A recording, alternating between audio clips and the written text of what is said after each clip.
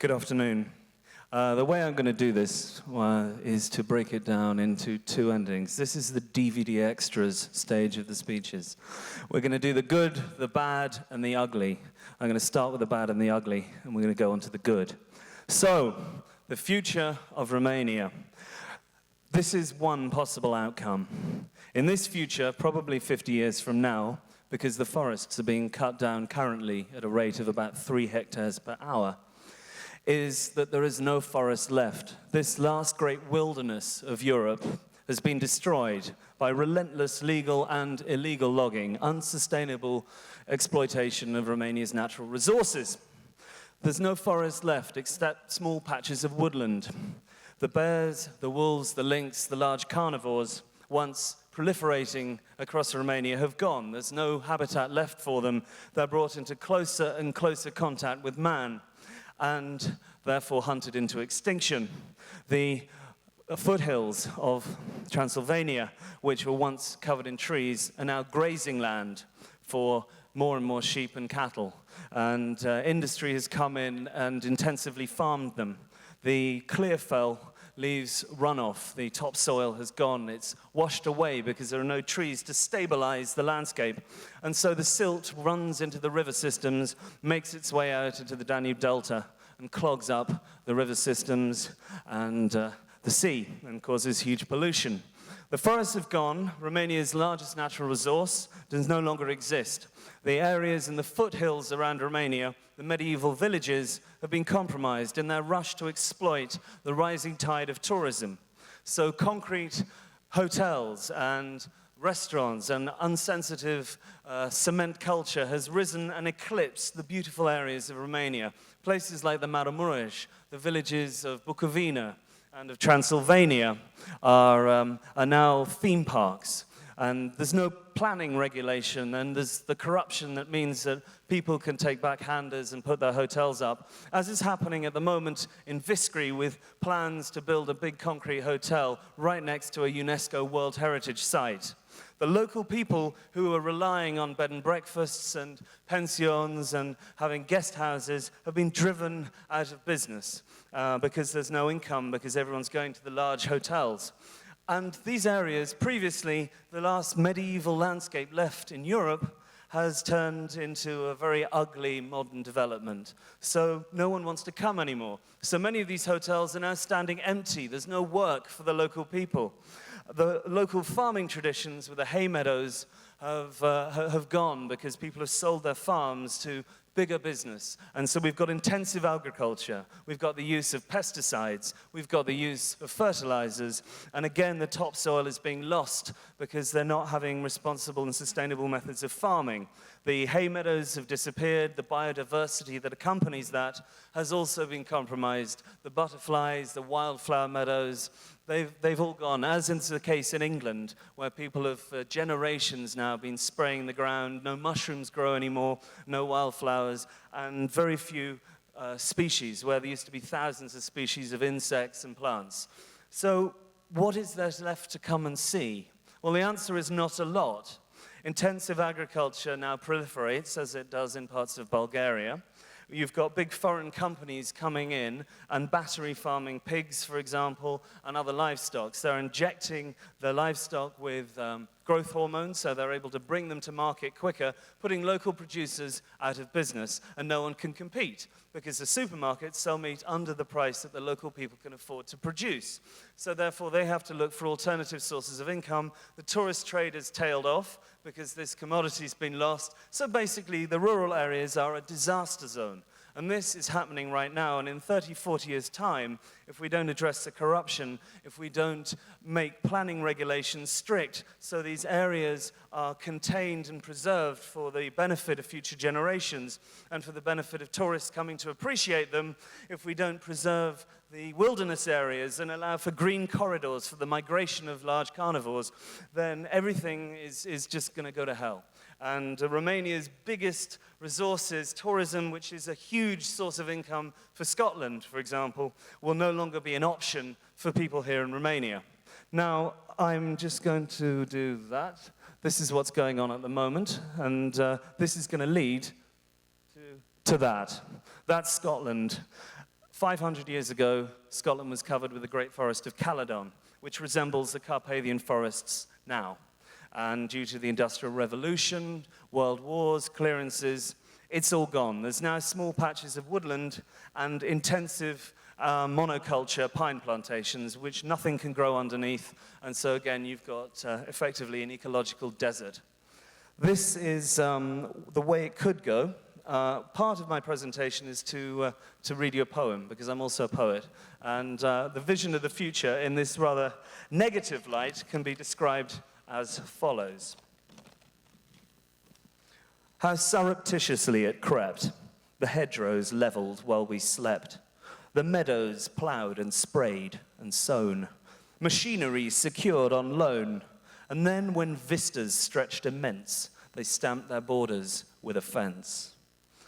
Bulbs were ploughed and colours faded, the landscape regiment and graded, while monocultures thrived and flourished. Species died, grew undernourished.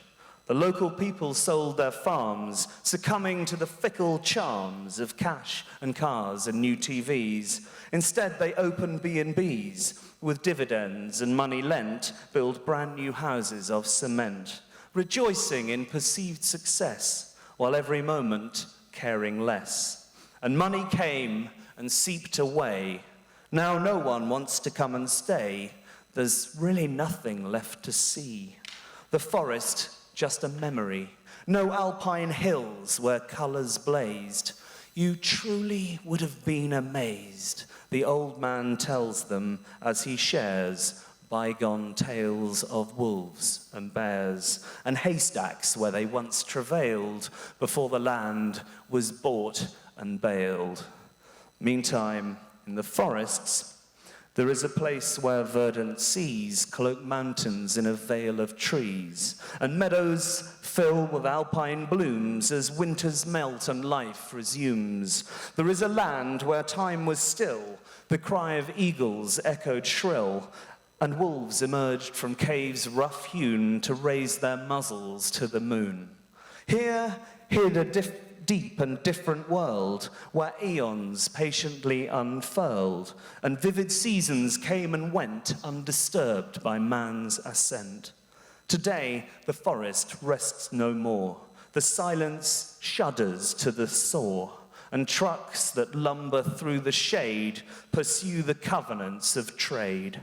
The crack of sundered oak and pine, the barren slopes that now define this wilderness, pay testament to our regress.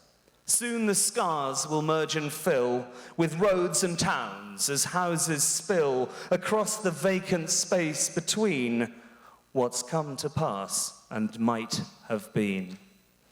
So that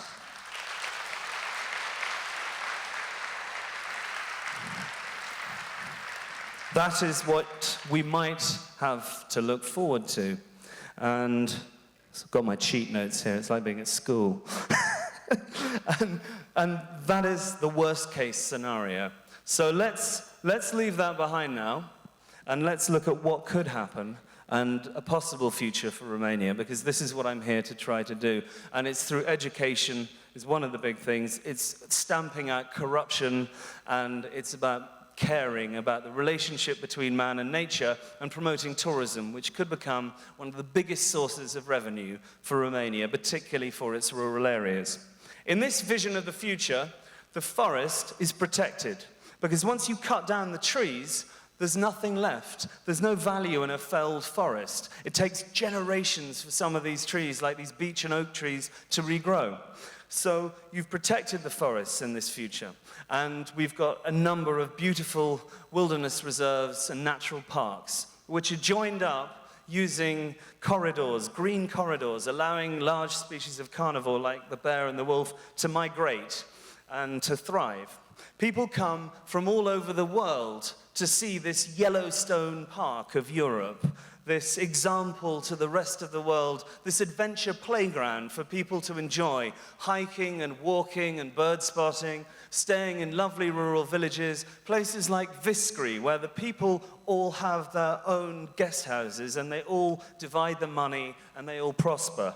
They also process their own waste and turn it back into electricity. So in this vision of the future, the villages in the Maramureș, in Bukovina, in Saxon Transylvania are self-sufficient. They're almost off the grid, using micro-hydro, using solar power, using waste recycling. They have energy, they prosper, and tourists come there because they've enforced the planning regulations. I live in a village in Hampshire, and my cottage is, let's see if I can get this up. It's the green button. There we go. One more. That's not working. Hang on a second. Sorry. Okay. So apiculture, another thing that's thriving at the moment. If we use pesticides and spray fertilizers, then the bees are going to die out. This has happened in America. This will happen here.